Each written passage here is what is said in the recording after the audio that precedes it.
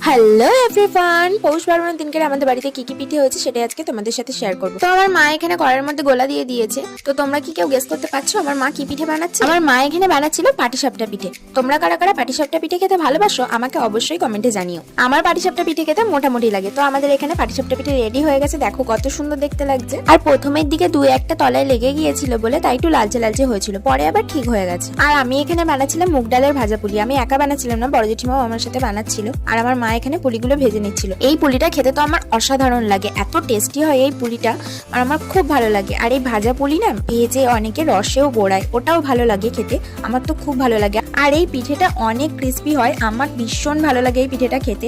তো আমি এখন একটা পিঠে নিয়ে ট্রাই করব, জাস্ট অসাধারণ ছিল খেতে পিঠেটা। তো আমাদের বাড়িতে মোট 3 রকমের পিঠে বানানো হয়েছিল, মুগ ডালের ভাজা পুলি, সিদ্ধ পুলি আর পাটিসাপটা। তো ভিডিওটা আজকে এত পর্যন্তই ছিল। তো চলো আজকের মতো সবাইকে টাটা।